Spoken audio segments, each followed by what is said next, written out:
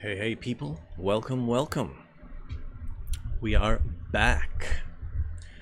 It's a new week. We're finally getting to the end of this massive big boy chapter.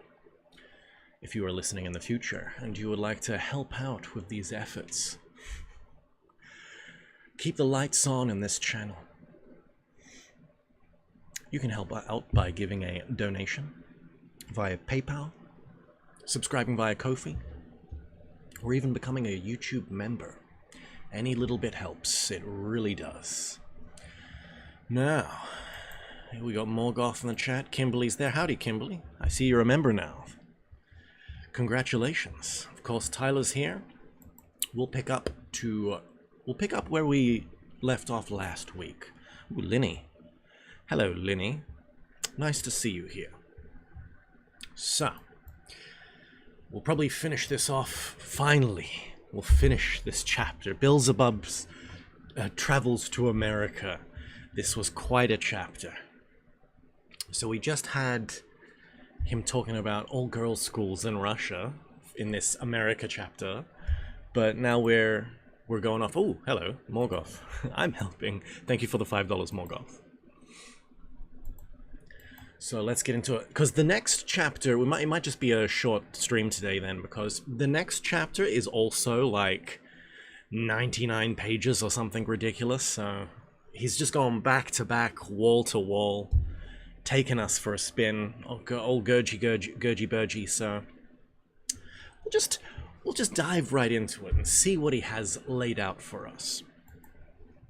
So, now my boy, that I have spent so much of my time explaining the meaning of all the various innovations and all the renewals of former pernicious customs which had already many times existed on their planet, among the beings of this big, new, contemporary grouping, and which have already, at the present time, become, in the objective sense, harmful.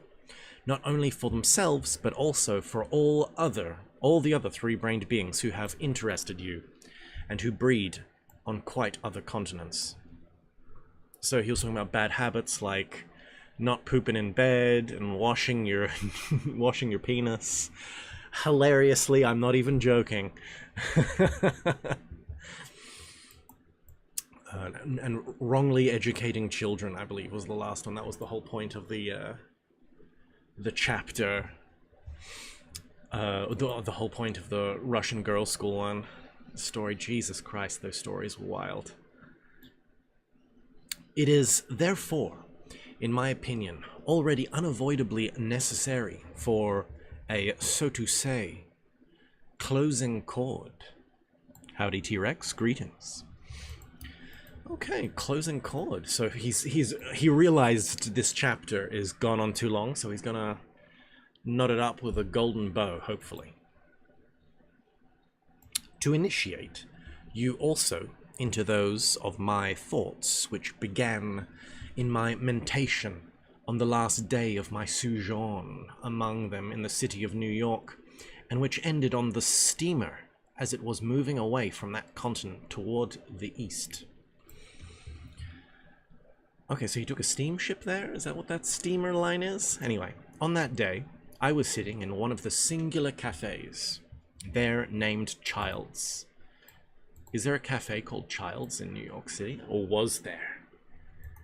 Maybe there is none now, it's just there's one called like Parents now, or Adults. Rothschilds? Ooh, interesting. Interesting. Well, the last name Rothschild comes from the German Red Shield. I'm not sure if this is a play on words. Named Childs. Maybe he's just saying it's immature? Or maybe it's a kind of an age thing, as in like America is a new country, so it has a cafe called Child's instead of like the Old Man and the Pig. Good old British pub, you know, something like that. Situated at what is called Columbus Circle, Columbus Circle. Awaiting beings from the continent Europe who had accompanied me to this continent to go with them to the dock of the outgoing steamer. And I was looking out of the window at the various passing beings from among the inhabitants of that city, who, although, according to automatized perception, were distinguishable on that day in exterior appearance, take a shot for every word I get wrong. There's no childs, Kimberly? Yeah, I didn't think so. It's clearly a play on words or something. Of course, chiefly due to the usage recently, fixed in them more than in any beings of any other continent, of becoming slaves to always the same maleficent terrestrial invention which they call fashion. Oh, there was no child's cafe, but there was a child's restaurant. That's interesting. Huh. Maybe. Old Gurgy-Burgy. Okay, so this is where we get Gurdjieff's hot take on fashion, sweetie. You just don't get it because it's fashion, sweetie. Let's see what he says. I'm guessing it's going to be some kind of mimetic mind parasite and fashion is bad. Nevertheless, somehow, seemed to me, in respect of their inner content, particularly alike. Aren't cafes and restaurants just synonyms? Maybe.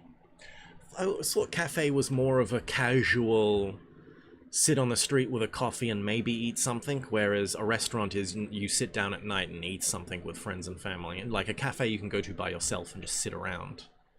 Whereas a restaurant, they kind of want you're not eating, get the hell out of here. Nevertheless, somehow seemed to me in respect of their inner content particularly alike. So these people, he's noticing people in different fashions, but their inner content is all the same. Observing them, I thought just about the final deduction I had made the day before, that in the present period of the flow of the Hieropass, in the common planetary process of the ordinary existence of those in general strange three-brained beings, the source of the intensive manifestation of that already long-established particularity of the general totality of their strange psyche, which one of the highest sacred individuals once characterized by the words, the periodic fundamental source of the issuing of new causes of abnormality, is represented just by the beings of this new grouping. The shock for the beginning of associations and for my further active meditations this time was the constatation I happened to make of the fact that everything constituting what is called the totality of the subjective appearance of each one of them, such as clothes, gestures, manners. So a fashion isn't just your clothes, it's also your gestures and your manners, how you act and what you say. Are you a Skibbity Sigma from Ohio, or are you just a normie? Hey Ollie, how's it going? You're 2 episodes behind. I'm only like 30 minutes left in one of them, and damn, you've been really plowing through them. I'll be caught up at some point tonight somewhere. Nice. Okay, thank you, man. Thank you, bro. Been going strong. What was it? Clothes and gestures. Yes, manners. Manners, and in general, all the established usages which all three-brained beings acquire in the ordinary process of their collective existence, is a totally exact imitation. Exclusively, what was that? Proletariat occultists based. Sorry. Three-brained beings acquire in the ordinary process of their collective existence is a totally exact imitation exclusively only of all that exists among the beings of various other independent groups breeding on their continents. So a normal person will always reflect what's around them. Any gamers in chat? Says self-dribbling basketball. We're all gamers here. We're playing the game of... We're trying to uncover. There's, people say the game of life, but they don't really know the rules. There's games within games, and there's some secret meta game. And that's what we're trying to figure out here. And I think if you win, you become immortal. That's just what I think. Nick D, howdy. Just started playing Symphony of the Night. Okay.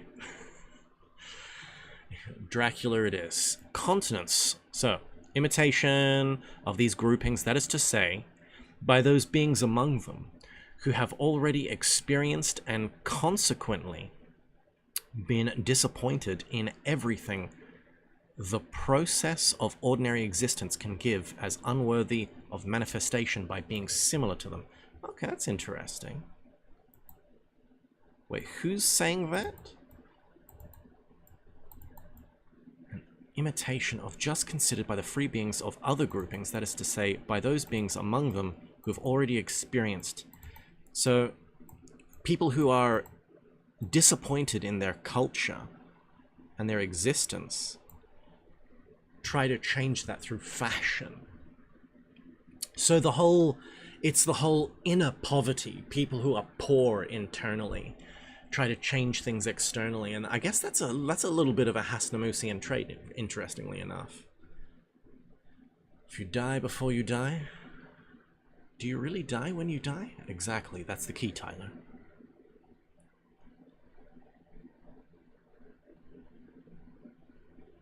Self-dribbling basketball. People think they know the game, but their controller is unplugged. Yes, exactly. Exactly.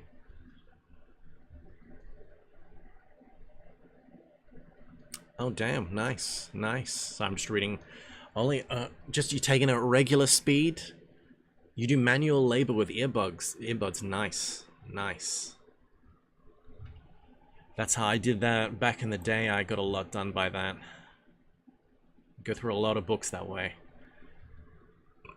This accidental constantation of mine at once very astonished me. So he's realized people who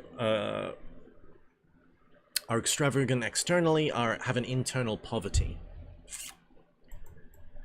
Astonished me, chiefly because I was already informed from every aspect and wholly convinced that in the present period, everywhere on this planet, the beings of almost all the other groupings, those recently formed as well as those which are at a very advanced stage of their community, imitate to the full all the innovations of the beings of this still quite recently formed grouping, and enthusiastically adopt these innovations in the process of their ordinary existence, and at the same time all the external manifestations of the beings of this new grouping, and consequently the inner subjective significance which engenders these external manifestations consist only of that which I have already said, has become, to the great grief of the free beings of these other independent groupings, fixed and inherent in the common presences of the ordinary beings of these groupings. Oh my god, he's going like hard convoluted in these paragraphs. Jesus. So I'm just reading Morgoth. Hey, another guy. Yo, yo, yo. Welcome. In consequence of this, just passing by, I'm a bit busy. Have a fun stream. Okay, no problem. Have a great day, another guy. Thanks for dropping in. In consequence of this unexpected constantation of mine, there then arose in me a highly intensive impulse of curiosity to make clear to myself the logical causes which had engendered this terrestrial incongruity. Incongruity, okay. Unexpected constantation of mind, there arose a high, intense impulse of curiosity to make clear to myself the logical causes. So he really wants to understand why the fashion people are so weird. All that day, while sitting in this child's, awaiting the arrival of the beings from the continent of Europe, who had accompanied me, while riding in the motor taxi, and also while on the boat itself, I continued to ponder very actively the solution of this question, of course, appearing to strangers as an automatic observer of everything proceeding around me, and in the ability outwardly to appear such in order to resemble them in this respect, and thus not to be, so to say, conspicuous, or as they say there, not to strike the eye. I became there on the earth ideally, or as they would say, artistically expert. Okay, okay. He's using his aesthetic sense to probe and observe the world. That's interesting, this line here. Because how do you really view things? A lot of the time when we view things, we mix into what we see, our own projections, our own prejudices. So you kind of have to, you know, bracket any reaction that arises within you and just look at it in a pure way. And this can kind of be learned. It's interesting. I always thought this could be kind of learned via going to art galleries and just trying to look at the art. But, you know, the world of art now is just weird. But it's interesting that he uses this artistically expert from just kind of looking at people. And there's some kind of interesting thing. He's sitting in Child's Young, the new, while awaiting people from Europe, i.e. the old continent, the new and the old. There's something in this subtext here. Something to ponder. Now, sitting on the deck. I was New Zealand there for a second. Sitting on the deck, looking at the twinkling of the lights on the shore of this continent, gradually growing fainter as the steamer moved away towards the east, and pondering over the logically comparing all the facts ensuing, one from the other, I, as a result, made it almost entirely clear to myself just why and how the said incongruity could have arisen on this ill-fated planet.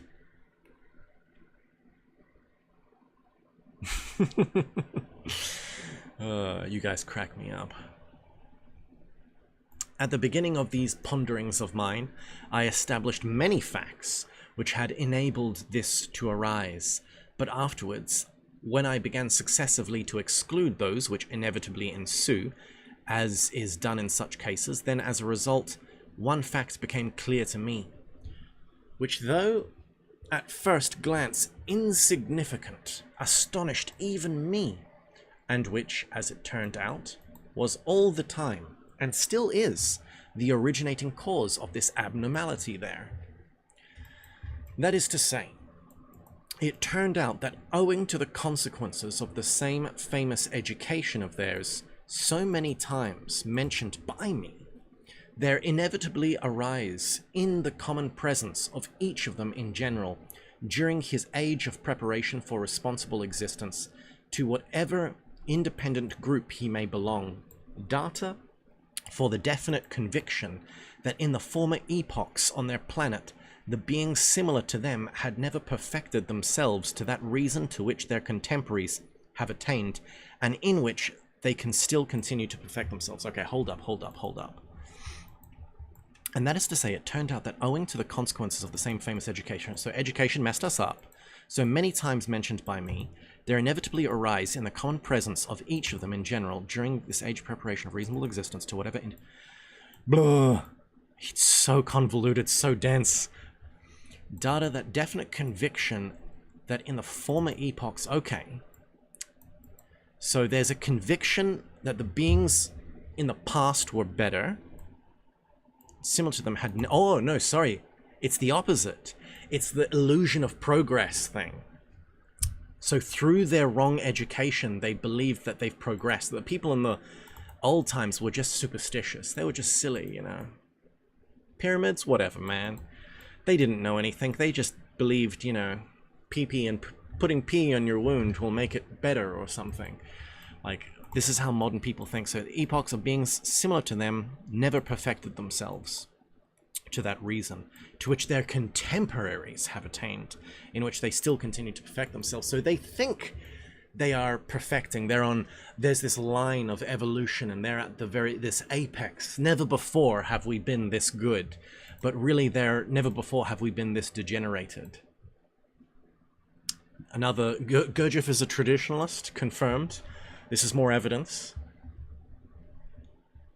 When my thoughts were concentrated on this, and I began to recall my former impressions concerning this question, those consciously and also those incidentally and automatically perceived during my previous observations of them in general, I gradually established that all your favorites, particularly in the last 30 centuries, had indeed become convinced during all their responsible existence that their contemporary, what they call civilization, is simply the result of the direct continuation of the development of the reason which began at the very commencement of the arising of three-brained beings on their planet. So this is the biggest cope. I hate when people are like, oh, you know, science, man, it's just, we discarded the bad stuff, like, you know, alchemy, and now we have chemistry. It's like, no, you have no idea how much you've lost. It's not a line of rationality. There are so many forks in the road where interesting people said interesting things, and then you just kind of discard them, and like they sink to this background. You get this sterilized, dead, weird, mechanistic, reductionist, materialist like framework, which no one in history, no group of people in history, no civilizations in history ever entertained en masse until now. And it's just like, ugh. But this whole thing, it's like, yeah, the development of reason began at the very commencement, and it's just like, it's just been going in a straight line without any breaks, bro. Oh my god.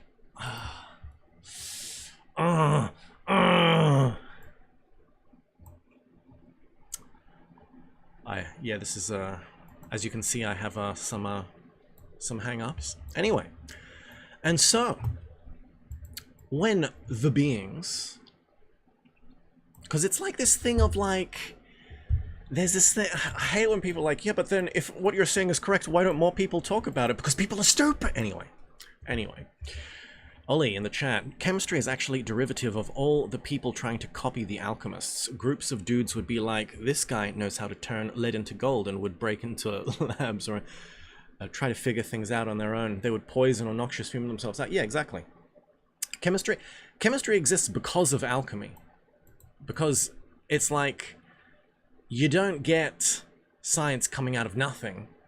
It has to, like, there's proper stuff being figured out there. It's not just guys being like, I'm gonna become immortal by drinking mercury. It's like guys going like, we need to distill this, try this. It's like all these different forms of like even not just chemistry, but forms of metallurgy and different workings all kind of come out of alchemy, or were refined because of alchemical pursuits.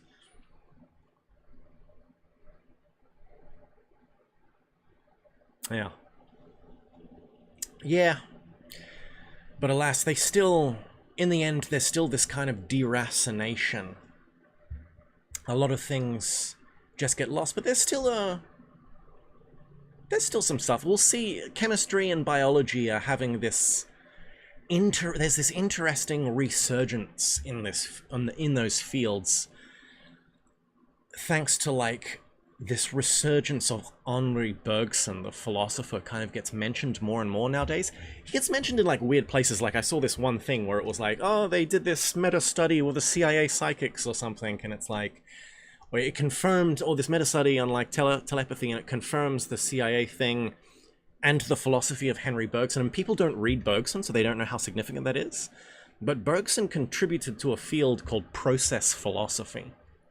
And so process biology, and to a degree like chemistry is the study of processes, there's this interesting thing coming back now. Wrote a 30-page paper, deep diving alchemy in college. Nice! Trying to figure out how alchemy and chemistry were related, and realized the chemists were the ones who made a science out of a bigger science. Exactly. Based. Anyway, we're getting off track here. And so, when the beings, their contemporaries of any grouping, owing to the formation in them while still in their preparatory age, new data for this false conviction, accidentally became the possessor of something which is accounted in the given period desirable and thereby acquired authority, and at the same time find out, of course, also accidentally, about some idea of the beings of past epochs which has already existed many times and giving it out as having been thought by themselves. That's interesting. So people... this kind of happens, people do steal from the past, but there's also this whole thing of when you don't read the authors of the past, this thing happens, you accidentally just arrive at ideas that they had anyway. I believe this happened with, like, analytical philosophy. I don't know the ins and outs of this, but analytical philosophy diverged from continental philosophy after Kant. And one of the criticisms analytical philosophy had of continental was, you guys are just about names. You study all these big names in history, you need to kind of unchain yourself, you know, that was in the past. We're doing real philosophy. And then there was like, they did this, there was these big news and the analytical philosophy hype, and they did this thing, and then like, some continental philosophers read it and were like, yeah, this is, Plotinus talked about this, like literally, not Plato, but like a Platonic philosopher was like, yeah, everything that you've arrived at in this paper, Plotinus basically said back then. It's like they just went in a huge circle.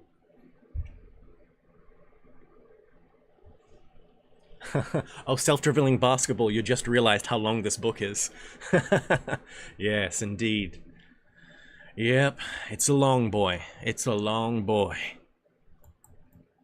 Now, so they gained some idea of beings of the past epochs, which already existed many times, and giving it out as if it was a thought from themselves, spread it around, and the beings of other groupings, though, through the absence in their common presences due to wrong education of the data which is proper to all three-brained beings of responsible age to have in their presences, and which engender what are called an instinctive sense of reality and a broad outlook, believe in the first place that this idea has arisen on their planet for the first time, and secondly, that once the practical application of it has been actualized by those who already possess the said something desirable, then it must indeed be very good, and they forthwith begin to imitate everything really good as well as really bad.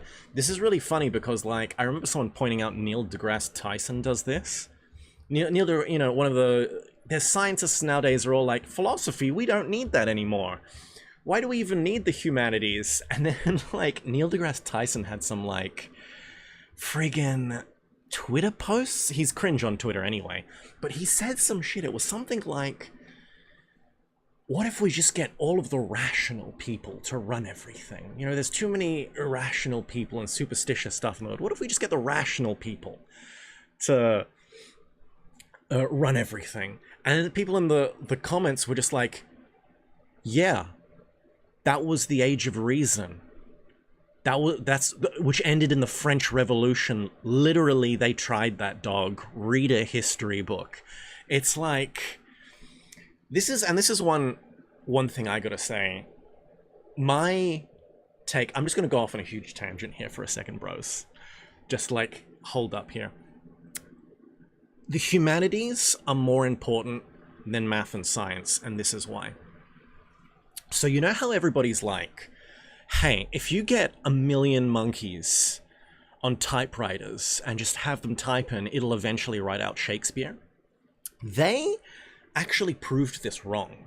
Because you can just get like a random, you know, letter generator and just have it going, you know, on a computer off click, just pumping out thousands of pages a second, and you can just have it running for 10 years or something. And then you can then just get an AI to review the work and find if there are any sentences in it. They've done this.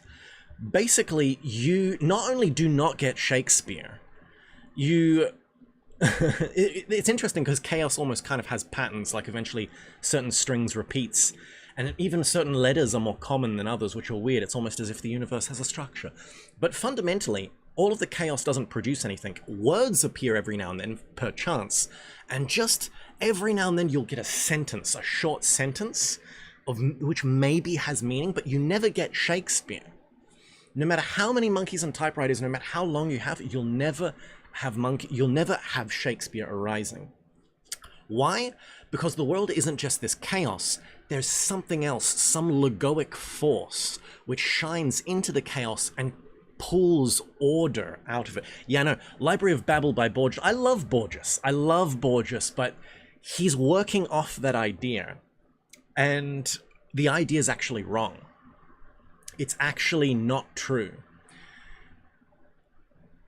So, so basically, there has to be this logoic thing that derives out of the chaos and creates order, and this order then has meaning. This is important because it's also proof of free will. Art is proof of free will, because you need something original, truly original, to create. But there's this other problem that arises. It means if you destroy that thing, you never get it back. Well, there may be a way to get it back, but you never really get it back. If you burnt all the books of Shakespeare, you wouldn't get Shakespeare again, no matter how much time passes. If you burnt all the books on calculus, all the books on math, and we just went right back to arithmetic, like plus, minus, multiply, and divide, it would take a while. But eventually, we'd get back to calculus. It's deterministic. If you burnt all the plays of Shakespeare, you wouldn't get Shakespeare again. It would you just lose it all forever. You wouldn't, if you burnt all of William Blake's poems, you wouldn't get them again. If you burnt all of Rumi, if you burnt all of this, you wouldn't get any of that back. The humanities is more important than the sciences and maths and sciences because it is truly unique and an expression of the developed human soul. Poetry is literally like an occult expression of will, of the soul. That is why art is important. That is why humanities are important. You know what I'm saying? Oh yeah. Anyway. And think of all of the things that have been lost. But in a sense, there's also some other things, some more mystical side of things. Books, as you know, like what Bulgakov says in Master and Margarita. What is it? Not parchment doesn't burn. Manuscripts do not burn. And there's this kind of, part where, spoilers for Master and Margarita, where they go to the fifth dimension and, like, Woland just pulls the manuscript, like, out of nothingness back into existence. So something in eternity, all things are recorded. And so that's the thing. Imagine all of the art, all of the poetry that has been lost to the world. You can still retrieve it, but you have to connect to something higher. That's why all of the artists, all of the greatest artists, like, refuse to accept that the art actually came from them. It was almost, they see it as they all drew from this same source. This is why I like, C.S. Lewis basically saying, like, he said the problem of originality. He said people who try to be original by not reading the things of the past, like, authors, it's like, I want to do something completely original, and then they just don't read their predecessors, and they inevitably, whatever is created is just dry and dull. It's only those who read what came before them, they are enriched, not by what they read, but they're inspired by the same source, and it's those people that then create something original. Whereas people who I want to be unchained from the past and create something new, they just completely, everything they make is just trash, basically. So, humanities and art is more important than science and math, because they're expressions of the human free will, and if you destroy them, you never get them back. And the only way to kind of get that flavor of them, to reconnect to them, is to reconnect to eternity. But that can only be done by a single person, who then has the duty of re-embedding that into a form of art and giving it back to humanity. Just went off on a little rant there. Just a little rant. But that's my take. That's my hot take for today. Exactly. Neil Gaiman, Sandman, has all the ideas in his library. So I haven't read that. Apparently it's good. There's that Neil Gaiman controversy at the moment. I was like, oh. Apparently he's got good books. He's got good books.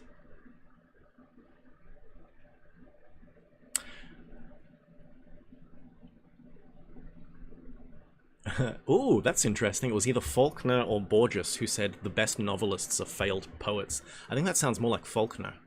It could be Borges. But yeah, that's interesting. That's very interesting. Poetry.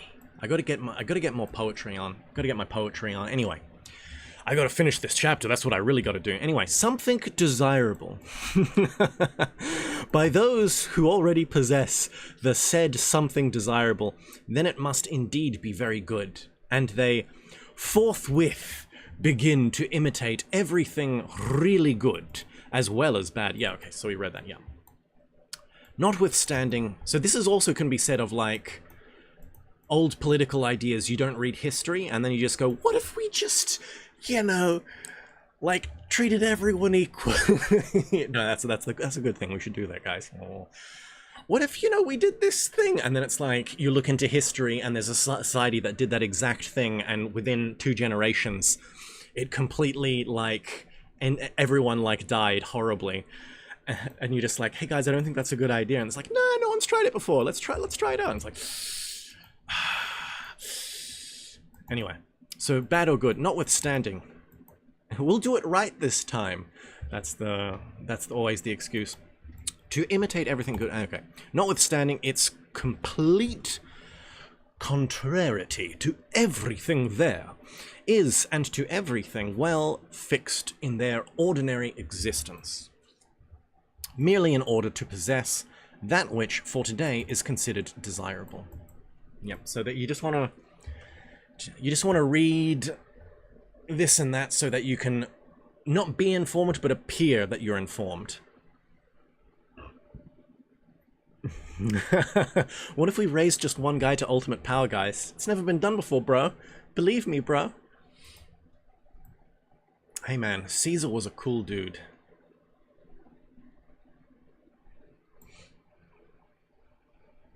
I then even remembered that I had already once long before very seriously reflected on this matter, in the period of my 5th personal sojourn on the surface of your planet, when the city of Babylon was considered the center of culture of these strange 3-brained beings, and when I had, on account of some similar question, to make a logical analysis of just this strange feature of the psyche of these peculiar 3-brained beings, I then, among other things, also reasoned as follows: that they think thus may perhaps be possibly justified by taking it into consideration that, owing to the abnormal conditions of ordinary existence established in the past epochs, no exact information has reached them about events which have occurred in the past in the process of the existence of 3-brained beings who existed before them on their planet. But how is it possible to admit that up till now there has not arisen in the mentation of any one of them, in whom it has already been established that even until quite recently there does sometimes proceed a something similar to the process of comparative logic? At least the following simple, almost as they themselves would call it, childish idea.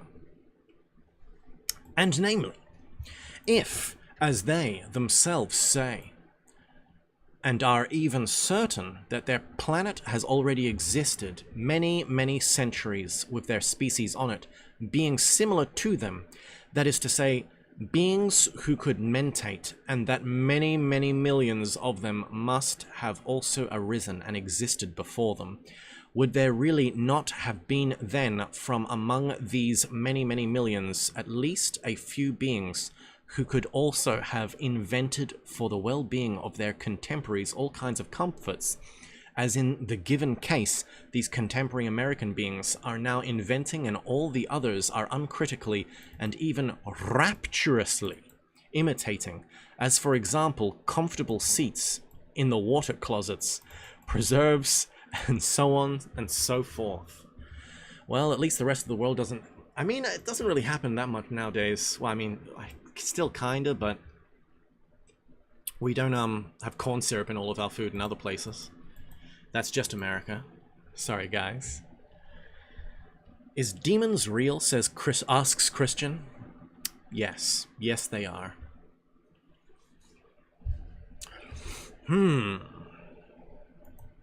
Jesus. This unpardonable lack of thought is all the more strange, in that they themselves admit the existence of many, as they now call them ancient sages, and also do not deny the great amount of most varied information which has come down to them concerning the many objective truths elucidated by these sages. Which information, by the way, certain of your favorites at the present time are without any remorse of conscience giving out as having been thought of by themselves, and exploiting to the full for their various egoistic aims. I feel like there is a move back to the old now. Like, you know, the Stoic movement online, everyone's like, the Stoics had it right, bro. And there's like a Stoic, like, kind of bro movement. I think that's almost an inkling to move back in time. Got a squatty potty for my water closet. Yes, Kimberly, that's what we gotta get. It's good. Well, squatty potties are good. Without at all suspecting that the totality of the results of these wiseacrings of theirs will inevitably lead their descendants sooner or later to total destruction. Is the Stoic bro movement positive? I mean, sure, in a way. The problem is it's still not kind of, like, deep enough, in a sense. Like, you know, the Stoics also... You know, the Stoics were the first people to read things esoterically, in a sense. I mean, that was always something that you did. You would always read between the lines. That's an initiatic thing. But they were the first people to publicly say and do that. And it's like... There's this... You know, because they were the first ones who would read, like, you know, Homer's Odyssey and be, like, the gods are metaphors for the stars moving in a certain way. And, you know, they would, like, read things in a particular way. And, like, this isn't the literal thing. The literal thing is hiding something juicy behind it. They were one of the first people to do that. And it's that part of the Stoics that gets absorbed into, like, Middle Platonism. And then Middle Platonism in Alexandria gets, you know, mixes with a little bit of Judaism, and so you kind of get some Kabbalistic stuff coming out of there. It's really interesting.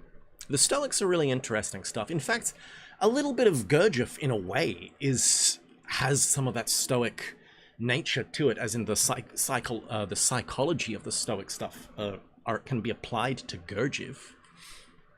But yeah, I know a lot of the... Yeah, it's just kind of a lot of the bro Stoic stuff is just, you know, I know, sound bites that sound cool, and the bro's just really into it.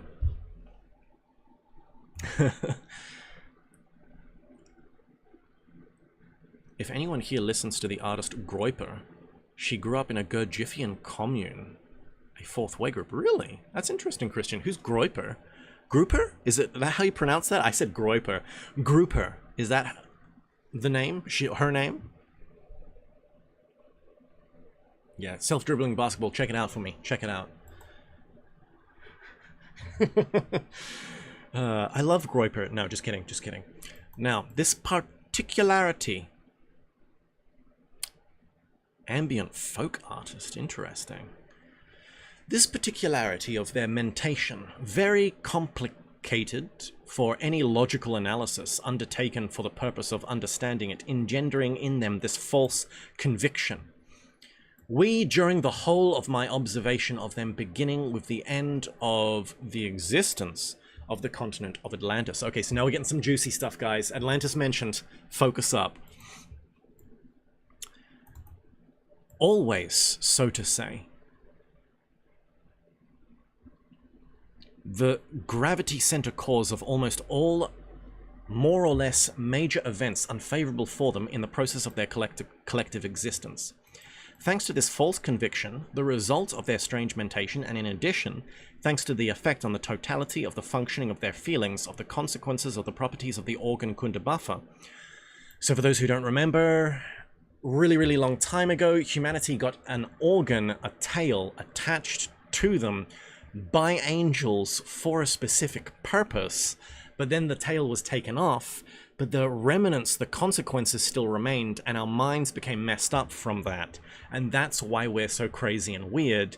It's not humans' fault for the fall. The heavenly hierarchy messed up. This is one thing that's unique in Gurdjieff's cosmology. It's actually the fault of the gods for the way humanities are now, not because we ourselves ate an apple or something.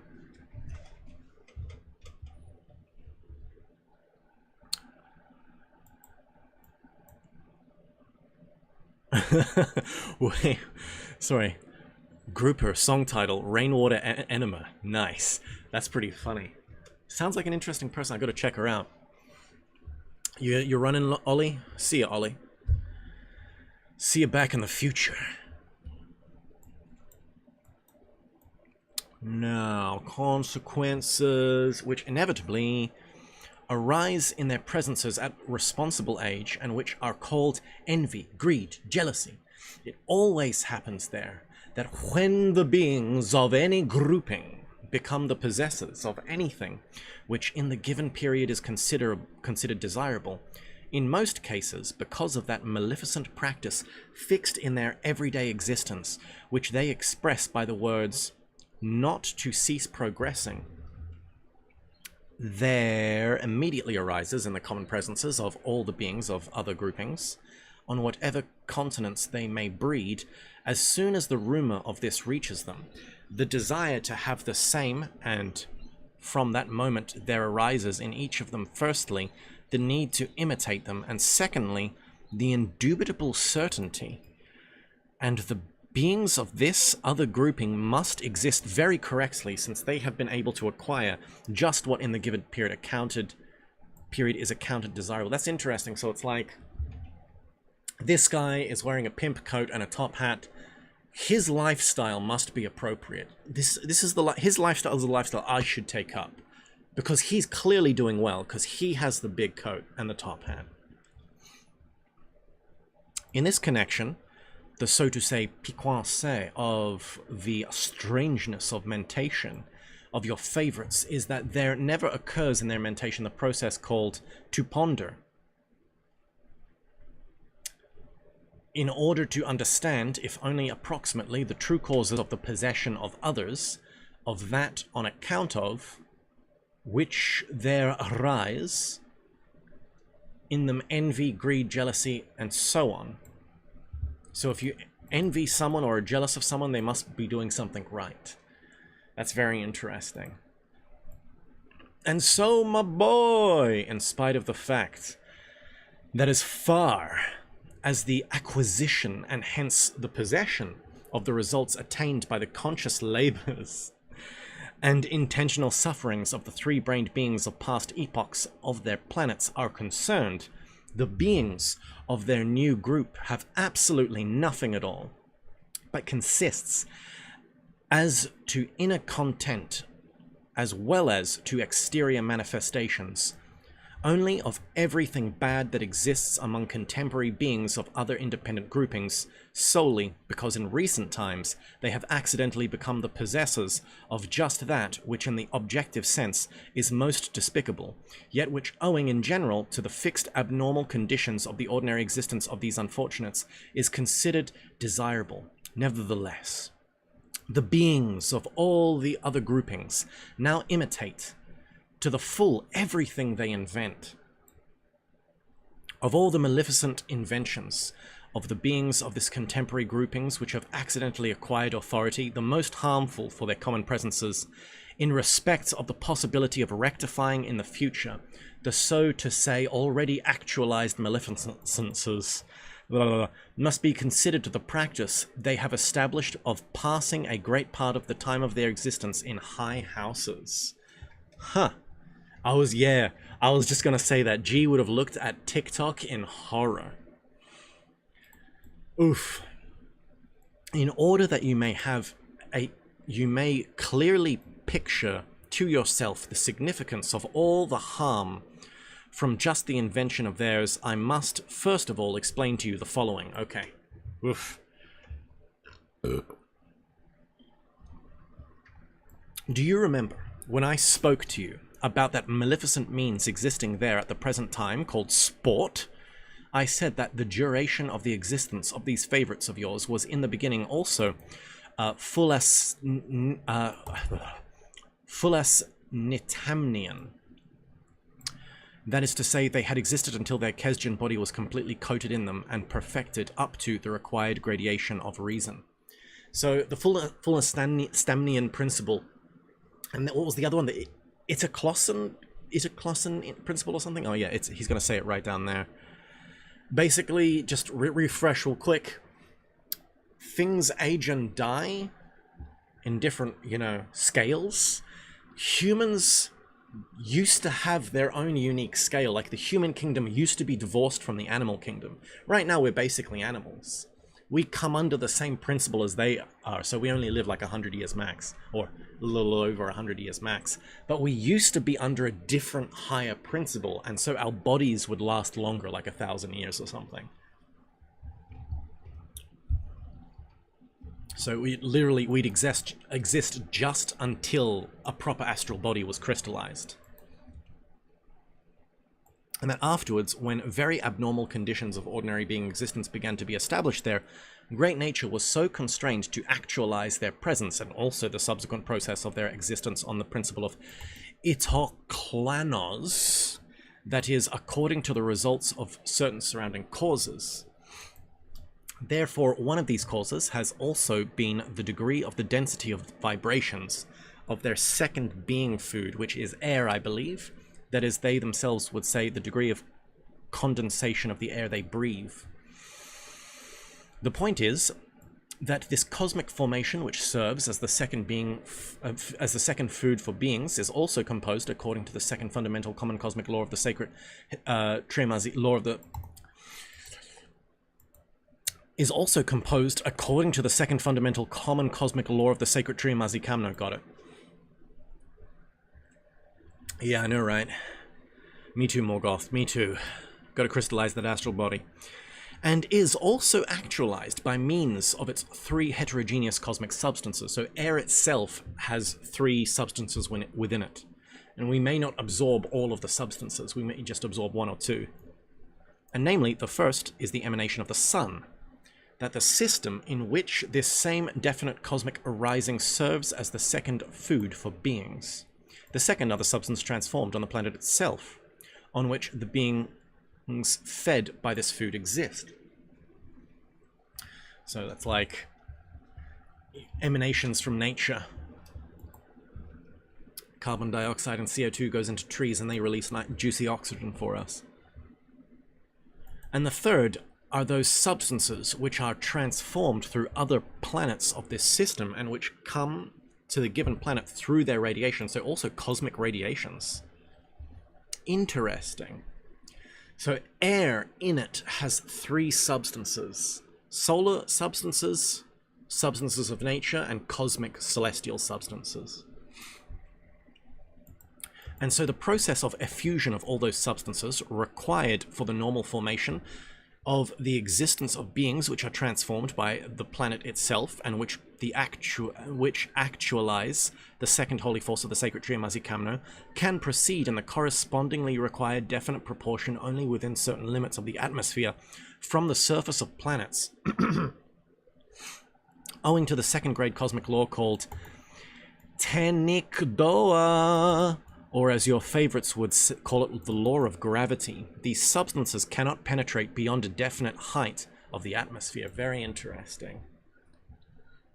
In my opinion, you can yourself apprehend all the subsequent ensuing consequences of this question which I have just now brought to light, and compose data in yourself for your own opinion of the significance of this invention of theirs.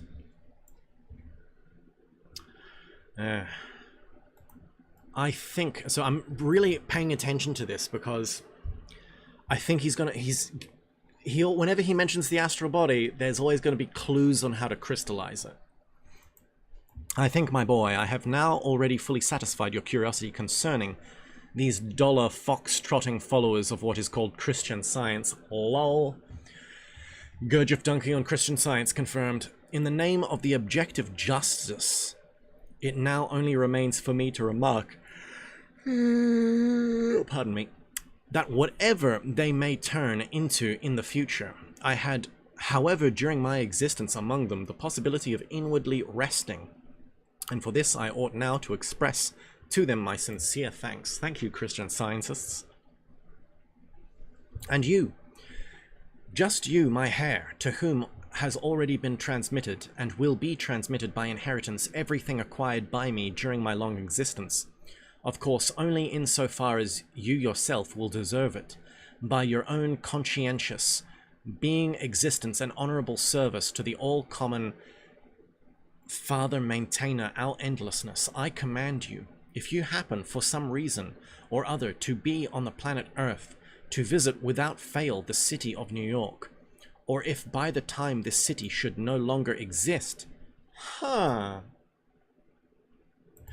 at least, oh, hello, not to dive too deeply into, thank you, Tyler, for the $20, not to dive too deeply into conspiracy, but if air is so important to crystallizing an astral body, what is your opinion on geoengineering manipulating particles in the atmosphere? Ooh, that's interesting. Not good. Not good. I mean, in the end, as long as the substances are there, we may be able to filter into us something, a little something. This may be a reason why you should meditate with, like, plants around kind of thing. You know what I'm saying?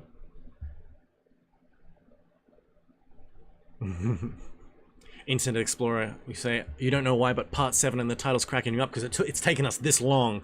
Jesus Christ, and this better be the I'm going to change this title to final part. That's what I'm changing it to. And then part 8 coming up, hell nah. Screw that, Nick. We're going to make our way through this. We've only got a couple more pages, and then we're free. Then we're free.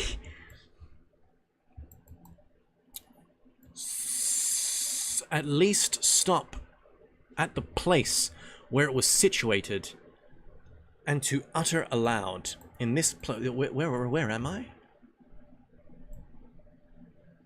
Blur. I knew my hair by your own conscientious existence and honorable service to the all-common Father, maintainer, our endlessness, I command you, if you happen for some... Oh yeah, that's right, because then it's like, if you ever go to New York and visit the city of New York, then at least stop at the place where it was situated and utter aloud, in this place my beloved grandfather, my just teacher, Beelzebub, pleasantly passed a few moments of his existence. So this is Fourth Way pilgrimage. If you're a member of the Fourth Way, one of your tasks is to one day go to New York, or if it's been nuked, go to Ground Zero where New York is, and speak aloud the phrase, in this place my beloved grandfather, my teacher Beelzebub, pleasantly passed a few moments of his existence. I even charge you, of course, again, at the heir to whom, as is general, will devote the fulfillment of the obligations which his predecessor took upon himself, and which for some reason or other were left unfulfilled, specially to turn your attention to and to elucidate a question which greatly interested me, and which I personally was unable to elucidate, as it was still premature to do so.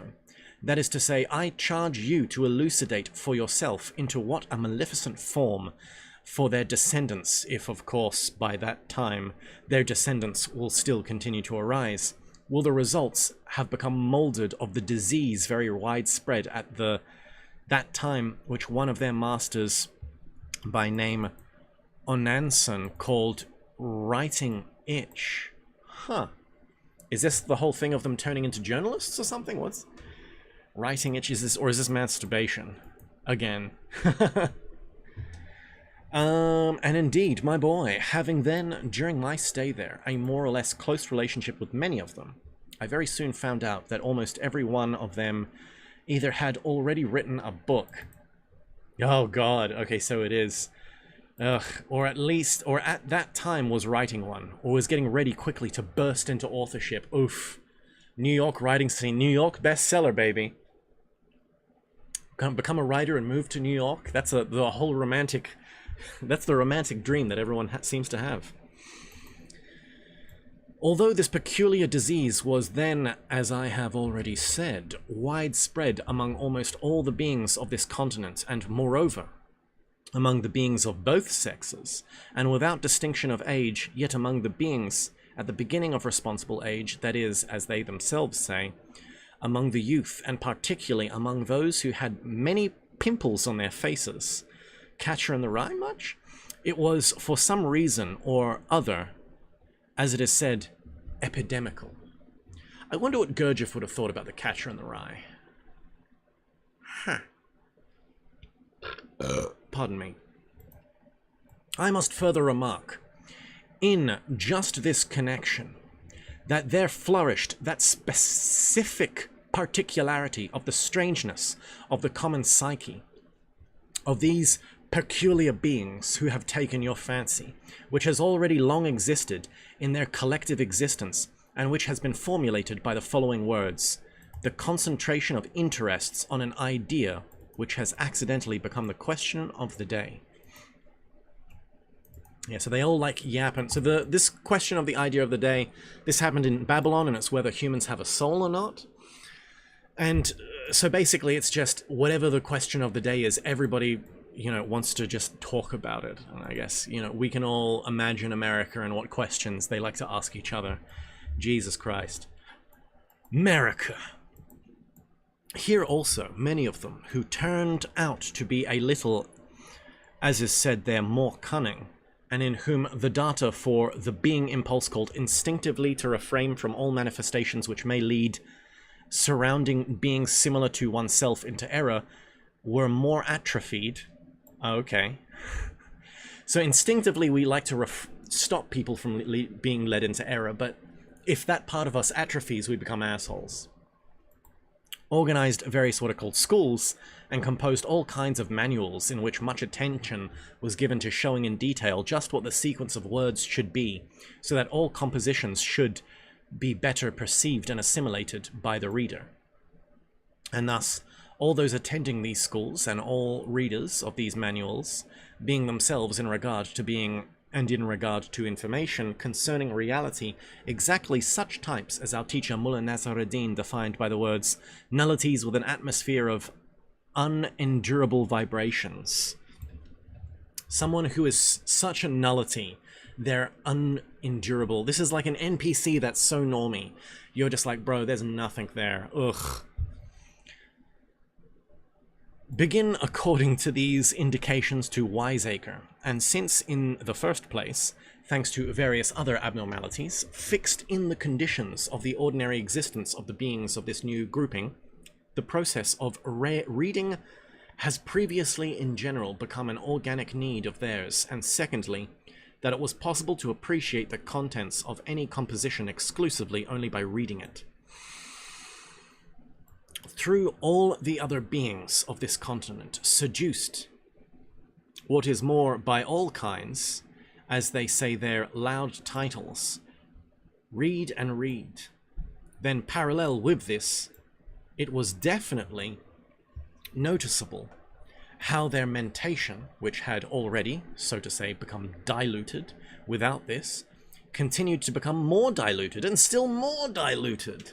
And now you look at the absolute state of the intellectual world. Ugh. I think we're coming back. They're making their way back. The more esoteric things enter academia, the better. Esoteric is what academia needs. And where's it entering in through? The humanities. Let's go, boys.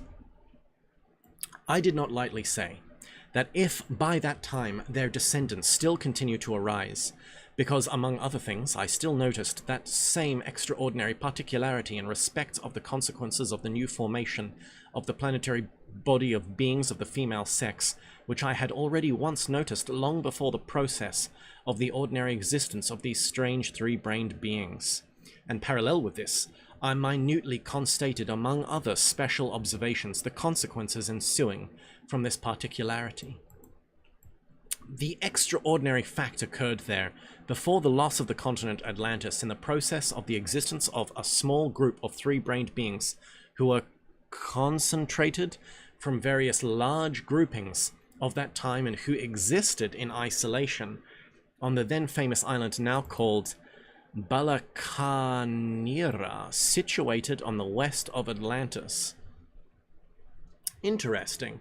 And which was engulfed within the planet at the same time as Atlantis itself. The continuation of the race of this small group ceased owing to this strange particularity of the formation of the planetary body of the beings of the female sex, and this form of cessation of the race was then called by the learned members of the Societia Caldan Desubsentoziroso. I'm not even going to try and pronounce that again. Let's go. So, it was all the females' fault. No, just kidding. Let's see what he says here. This, because I was expecting him to say something like, you know, on the west of Atlantis, these were the people that went into America, and so it became the natives or something, but he doesn't seem to be saying that. This extraordinary particularity was the several centuries before the final cessation of their race. There began gradually to narrow in their beings of the female sex what is called the pelvis. Oh, that's right. Them hips did lie. Ooh, are we? Oh, baby, let's go. Just one more page. I'm crying. The progressiveness was the problem. End there. Credits roll. No, just kidding. The progressiveness of this narrowing was such that 2 centuries before the final cessation of their race, they were already producing all the accidental conceptions in them, and the so to say haphazard forming of these conceptions for their appearance, as is said there in God's world, by the means then called citric, namely by means what is now called Caesarean operations. At this point of Beelzebub's tales, what is called a cross-current of agitation began in the ether, which penetrated the whole of the ship Karnak. Okay, hold up. So he was about to talk about Caesareans and why they're bad, but how did the lumberjack die, Morgoth?